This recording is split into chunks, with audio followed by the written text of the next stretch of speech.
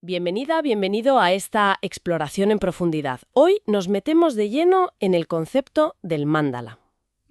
Vamos a usar extractos de fuentes enciclopédicas para entender qué son estos diagramas geométricos y su papel en distintas tradiciones. Eso es. La palabra mándala en sánscrito significa círculo, pero ya veremos que es mucho más, ¿verdad? Muchísimo más. Nuestra idea hoy es desentrañar un poco su significado, su presencia en diferentes culturas, disciplinas. Vale, Empecemos por lo básico, si te parece. La definición, perfecto. pues, es una configuración geométrica de símbolos. Se usa en diversas tradiciones espirituales. Y su función, puede ser enfocar la atención, servir de guía espiritual. Como un mapa, quizá. Exacto. O para establecer un espacio sagrado, o simplemente como ayuda en la meditación. Entendido. A ver, vamos a desgranar esto un poco. En el hinduismo, por ejemplo, ¿qué encontramos? Pues ahí está el yantra. Se considera una forma básica de mandala. El yantra, vale. Típicamente es un cuadrado. Suele tener 4 puertas. Y dentro contiene un círculo con un punto central. Muy simétrico, con equilibrio radial. Y funciona como un símbolo que revela verdades cósmicas. Es también un mapa de la experiencia espiritual humana. O sea, no es solo un dibujo bonito. Para nada. Es una realidad vivida. La idea es que conecta el macrocosmos, el mundo exterior, con el microcosmos, nuestro mundo interior. Fascinante esa conexión. Se considera la morada de la deidad, de hecho, y es central en la práctica tántrica hindú. Fíjate que el término mandala aparece ya en el Rig Veda, uno de los textos más antiguos. Vaya, no lo sabía. Y supongo que en el budismo esto se lleva a otro nivel, ¿no? Sí, totalmente. Sobre todo en el budismo vajrayana. Ahí los mandalas son, cruciales. Cruciales como. Se desarrollan muchísimo. Llegan a crear pinturas de arena complejísimas, por ejemplo. Son clave en meditaciones muy avanzadas, las del Anuttara Yoga Tantra. Pinturas de arena. Sí, y pueden representar, la esencia misma de las enseñanzas vajrayana, o la naturaleza de una tierra pura, o incluso la mente iluminada. Hay ejemplos famosos, como tapices de seda. ¿Y cómo logran representar algo tan abstracto como el universo? Pues a menudo usan una estructura concreta. El monte Meru, como eje central cósmico, es un elemento típico. Ah, claro. Y el simbolismo es muy rico. Por ejemplo, el círculo exterior de fuego suele simbolizar la sabiduría que quema la ignorancia. ¡Qué potente! O un anillo con 8 cementerios. Eso representa la impermanencia, la necesidad de ser conscientes de la muerte. Entiendo. Y dentro de todo eso está el palacio, digamos, donde residen las deidades, los budas. Un tipo muy conocido es el mandala de los 5 budas. Mencionaste antes las pinturas de arena. ¿Se usan para meditar, has dicho? Pero luego se destruyen. Exacto. La idea es contemplar el mandala, interiorizarlo por completo. La propia creación, que puede llevar días o semanas, ya es una meditación en sí misma para los monjes. ¿Y la destrucción? Pues es otra meditación, una muy profunda sobre la impermanencia. Se barre cuidadosamente la arena y se vierte en agua corriente. ¿Cómo devolverlo al ciclo? Eso es, se ve como una liberación de bendiciones al mundo. Es la unión del ritual externo, la creación y destrucción, con la práctica interna, la sadhana. La sadhana, vale. El mandala, ya sea físico o construido mentalmente, visualizado, es la expresión de esa unidad. Hay también una práctica llamada ofrenda del mandala. ¿En qué consiste? Es una ofrenda simbólica de todo el universo a los budas, o al maestro. Una práctica preliminar muy importante en el Vajrayana. Entiendo.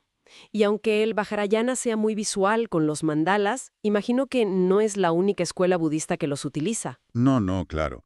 Se usan en otras corrientes.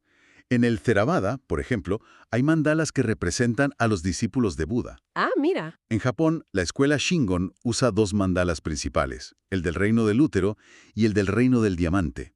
La escuela Nichiren tiene el Moji Mandala, o Gohonson, que es un pergamino con caracteres. Caligráfico, entonces. Exacto. Y en el budismo de la tierra pura, se usan para representar gráficamente esas tierras puras, esos paraísos. El mandala Taima es muy famoso. Es increíble la variedad. Y luego está el salto occidente, ¿no? Con Carl Jung. Sí, fue Jung quien, digamos, reintrodujo los mandalas en el pensamiento occidental moderno. ¿Cómo? Observó que sus pacientes, en momentos de crisis o crecimiento personal intenso, dibujaban espontáneamente motivos circulares. Mandalas, básicamente. Curioso. Los interpretó como un arquetipo del self, del sí mismo, como una forma que emerge para restaurar el orden psíquico, para integrar y crear algo nuevo. O sea, una función ordenadora, como en Oriente, pero desde la psicología. Exactamente. Y su trabajo inspiró a terapeutas como Joan Kellogg, que desarrolló un test basado en el análisis de mandalas dibujados por pacientes. Y esta idea de orden, de mapa, se ve en más sitios, ¿verdad? Sin duda. En arquitectura es muy evidente. Piensa en el templo de Borobudur, en Indonesia. Sí. Visto desde arriba, es un mandala tántrico gigantesco tridimensional. Un camino hacia la iluminación representado en piedra. Impresionante. Incluso en ciencia. A veces, en biología evolutiva, los diagramas filogenéticos circulares. Bueno, se les llama mandalas filogenéticos. No me digas. Y en arqueología, se han descubierto geoglifos enormes con forma de mandala en Manipur, India, visibles desde el espacio. Geoglifos. Eso sí que es llevarlo a otra escala. ¿Y en política? ¿Mencionaste algo? Ah, sí. El concepto histórico del Raja Mandala. Literalmente, círculo de estados. Círculo de estados. Es un modelo de la India antigua para describir las relaciones geopolíticas. Se basa en círculos concéntricos de aliados y enemigos, definidos por un centro de poder. Algunos historiadores lo usan para analizar formaciones políticas antiguas del sudeste asiático. Qué curioso. ¿Un modelo geopolítico basado en un círculo? Sí, muy interesante cómo el concepto se adapta. Entonces, para ir resumiendo, ¿el mandala es una herramienta increíblemente versátil? Totalmente. Es un objeto ritual, un mapa cósmico, un símbolo psicológico, una plantilla arquitectónica, Sí. hasta un modelo político. Representa orden totalidad, un puente entre lo interno y lo externo. Sí. Y como reflexión final, quizá podríamos volver a esos geoglifos de Manipur. Vale. Si los mandalas que usamos para meditar reflejan mundos internos y ordenan la psique, ¿qué implicaban esas representaciones físicas, inmensas, grabadas en la tierra? Buena pregunta. Quizás su función iba más allá de lo simbólico. A lo mejor integraban la cosmología, la comunidad y la propia tierra de formas que apenas empezamos a imaginar hoy día. Nos deja pensando, desde luego. Una conexión profunda con el paisaje.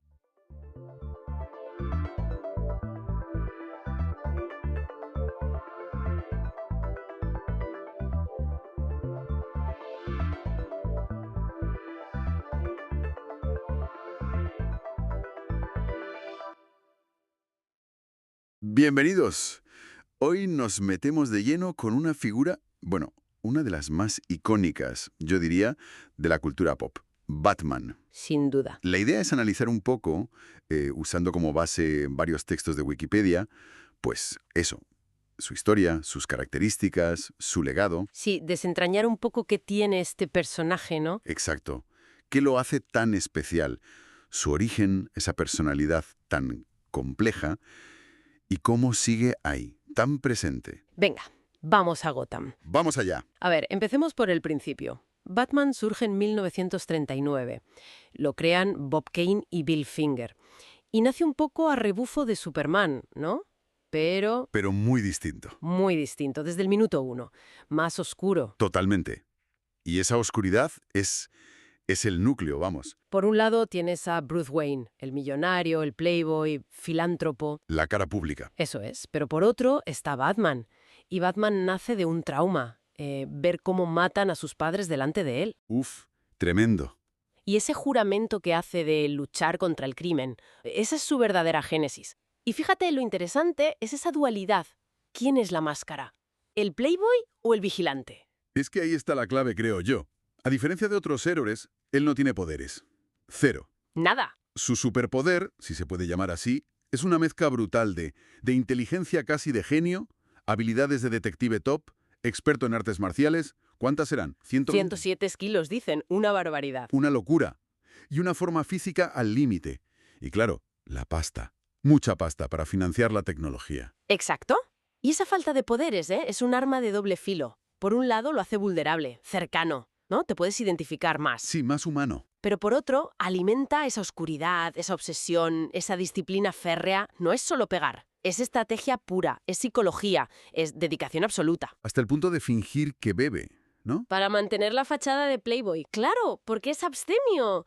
Controla cada detalle para la misión. Es fascinante. Y hablando de la misión, Ahora lo conocemos por su código moral estricto de no matar, que se estableció pronto, en los 40, ¿no? Sí, relativamente pronto. Pero al principio no era tan así, era más... Más expeditivo, sí. Sí. Digamos que en sus primerísimas historias era un vigilante mucho más implacable, más letal. Ya. Luego su imagen ha ido cambiando mucho. Pasó por la época camp de la serie de los 60, la de Adam West, súper colorida. Que marcó a mucha gente, ¿eh? Muchísimo. Pero luego, escritores como Dennis O'Neil y sobre todo Frank Miller en los 80, con obras como The Dark Knight Returns o Año 1, ¡Guau! Esenciales. lo devolvieron a sus raíces oscuras. Enfatizaron su psicología torturada, un Gotham mucho más corrupto. Y eso marcó un antes y un después, no solo para Batman, sino para los cómics en general. Y bueno, ha seguido reinventándose con los reboots, The New 52, DC Rebirth. O sea que ha tenido muchas vidas. Y aunque parece un lobo solitario, nunca está del todo solo. Tiene aliados clave. Alfred, por ejemplo. Alfred es fundamental. Es el mayordomo, pero es figura paterna, es confidente, es apoyo logístico. Y el comisario Gordon. Su contacto en la policía. Otro pilar. Esa relación de confianza mutua en medio de la corrupción de Gotham es muy potente. Y luego está Robin, claro. Robin. Que no es solo uno. Exacto. Ha habido varios. Dick Grayson, el original, que luego se convierte en Nightwing. Jason Todd, con esa historia tan trágica de su muerte. Que la votaron los fans, ¿no? Sí, por teléfono. Luego resucitó como Red Hood, claro. Después Tim Drake, Stephanie Brown. Y incluso su propio hijo, Damian Wayne. Vaya familia. Y cada uno aporta una dinámica distinta. Son como intentos de Batman por conectar, por buscar un equilibrio a su propia oscuridad a través de enseñar a otros. A menudo le desafían, le obligan a mirar su propio trauma de otra forma. Y si los aliados le dan un ancla, los villanos, bueno, los villanos de Batman son otro nivel. Una galería impresionante. Espectacular. Y creo que resuenan tanto porque muchos son como reflejos distorsionados del propio Batman. Como el Joker, por ejemplo. El Joker es el caos personificado frente a su necesidad obsesiva de orden. Es su némesis perfecta. Pero tienes a dos caras, que era un aliado, la justicia corrompida. Catwoman. Que es compleja. A veces aliada, a veces enemiga, a veces interés romántico. Exacto. O el Pingüino, Ra's al Ghul. Muchos tienen orígenes trágicos, como él. Muestran caminos que él podría haber tomado. Son la oscuridad contra la que lucha, pero también son un espejo. Y todo esto apoyado por su tecnología icónica, el Batmóvil. El cinturón multiusos, los batarangs. La Batseñal para hablar con Gordon. Y la Batcueva, claro, bajo la mansión Wayne, su centro de operaciones secreto. No son solo juguetes, como decías antes. No, no. Son la prueba de su preparación, de su inteligencia táctica, de cómo se anticipa a todo. La Batseñal misma ya es un símbolo de esa relación tan tensa con la ley. Y el resultado de todo esto es un impacto cultural brutal. Es uno de los personajes más reconocidos del mundo. Globalmente, sí. Adaptado 1000 veces al cine, a la tele, interpretado por actores muy distintos, desde Adam West, Keaton, Bale, Affleck, ahora Pattinson. Y acaba de recibir una estrella en el Paseo de la Fama. El primer superhéroe, creo. Sí, es omnipresente. Entonces, resumiendo un poco, ¿qué significa Batman al final? ¿Es más que un disfraz? No. Es justicia, venganza, trauma, resiliencia, todo mezclado. Sí, es un símbolo muy complejo. Y te deja con una pregunta importante, yo creo, después de más de 80 años. A ver. ¿Cómo puede un personaje sin poderes, tan definido por la oscuridad, por la tragedia, por la obsesión, cómo puede seguir siendo tan relevante? ¿Cómo conecta con tanta gente durante tanto tiempo? Buena pregunta. Quizás su verdadero poder está ahí, ¿no? En esa mezcla de vulnerabilidad humana y una capacidad casi sobrehumana para resistir y seguir adelante. Quizás es esa demostración constante de que, de la mayor debilidad puede nacer la mayor fortaleza.